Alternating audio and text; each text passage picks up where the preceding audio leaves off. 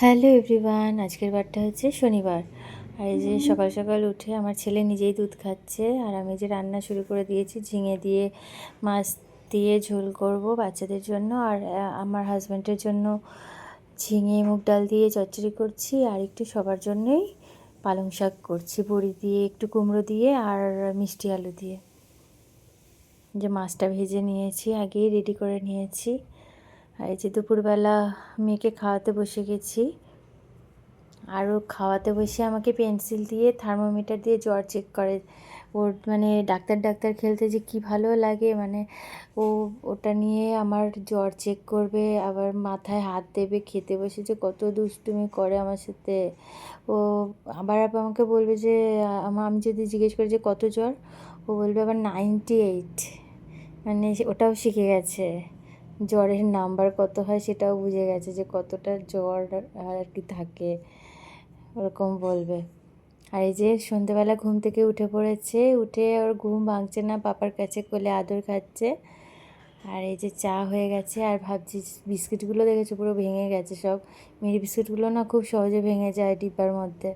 আর একটু স্যুপ বানাবো ওদের জন্য, প্যাকেটেরই স্যুপ, অন্য সময় ঘরে বানাই, আজকে একটু প্যাকেটের স্যুপ আগেই কিনে এনেছিল সেই জন্য ওগুলো বানিয়ে শেষ করে দেবো। ওগুলো খেতে ভালোই লাগে।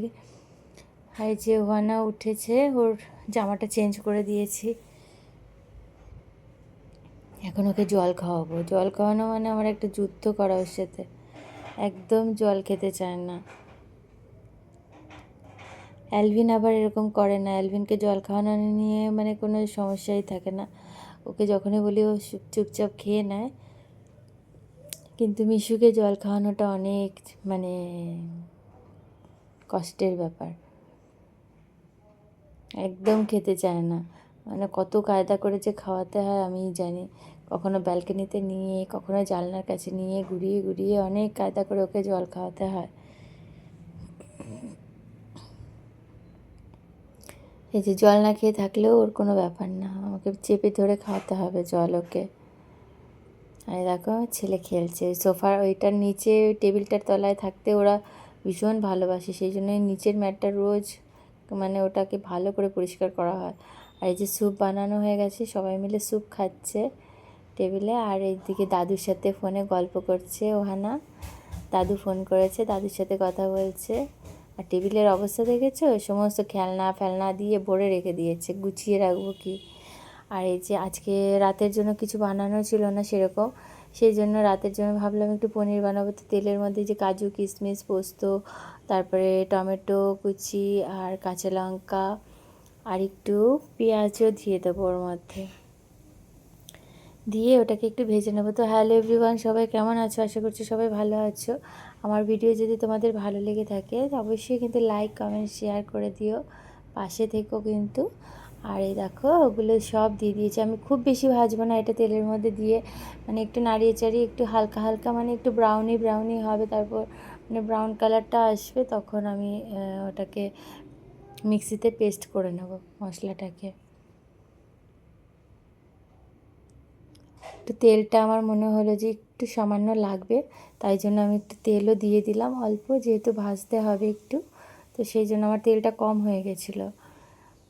আর এই যে পনিরগুলো কেটে টুকরো টুকরো করে নিয়েছি। আর এই যে মিক্সিতে মশলাটা নিয়ে নিয়েছি, এটাকে পেস্ট করব বলে।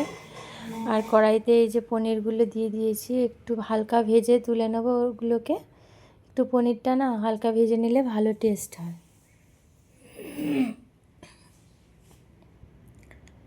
আর মশলাটাও হয়ে গেছে আমার, এই যে পনিরটা ভাজা হয়ে গেছে আমার। আর আলুটা না আগেই সেদ্ধ করে নিয়েছিলাম, সেদ্ধ করে এখন একটু তেলের উপরে ভেজে নিচ্ছি। সেদ্ধ করে ভেজে নিলে না ভালো টেস্ট হয়, আর সেদ্ধ করে নিয়েছি এই জন্য তাড়াতাড়ি হয়ে যাবে সেই জন্য। আর এই যে তেলের উপরে গোটা গরম মশলা আর এই মশলাটা দিয়ে দিয়েছি, দিয়ে ভালো করে এটাকে কষাবো যতক্ষণ না পর্যন্ত তেল ছাড়ে। আমার হাজব্যান্ড বাচ্চারা সবাই ভীষণ পনির ভালোবাসে। একটু ঢেকে দিলাম, ঢেকে এখন মশলাটা ভালো করে কষিয়ে নেব। তার মধ্যে কিছু কাজ পড়ে গেছে, কিছু টুকটাক বাটি নোংরা হয়েছে, সেগুলো ধুয়ে নিচ্ছি। যেহেতু রাতের দিকে তো অতটা রান্না করা হয় না, বেশিরভাগ আমি সকালেই একবারে করে সেরে নিই, মানে রাতের ঝামেলা রাখি না। আজকে করা ছিল না, আর আমার হাজব্যান্ড আজকে কোথাও বেরোনোও হয়নি, তো হাজব্যান্ড বললো একটু কিছু বানাই, তো সেই জন্য আমি পনিরটা রান্না করলাম।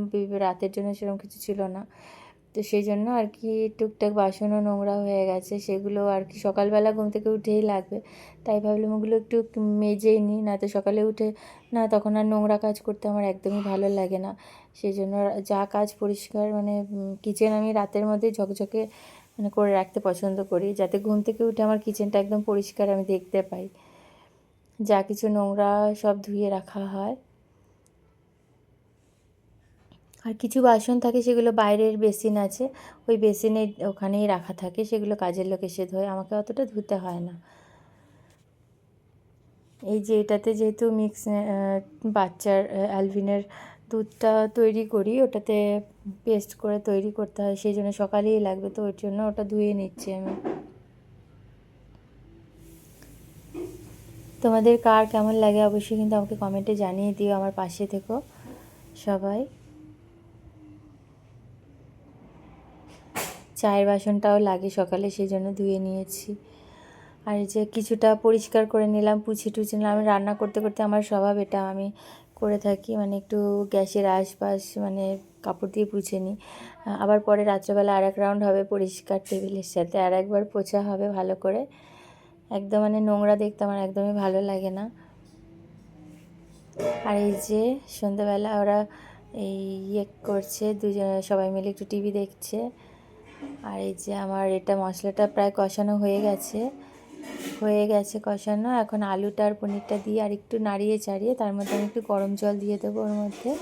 এই যে ফুটন্ত গরম জল দিয়ে দিয়েছি অল্প পরিমাণে, যেহেতু মাখা মাখা তরকারি হবে। এই যে এখন এটাকে ভালো করে মিশিয়ে নেব যতক্ষণ না পর্যন্ত তেল ছাড়ছে। এই দেখো আমার তেল ছেড়ে দিয়েছে, আর বাটার দিয়ে দিচ্ছি, হয়ে গেছে আমার তৈরি আমার এই যে পনিরের রেসিপিটা। তো আজকের মতো এই অবধি। তোমাদের কেমন লাগলো অবশ্যই কিন্তু আমাকে কমেন্ট করে দিও। সবাই কিন্তু ভালো থেকো, পাশে থেকো, বাই বাই।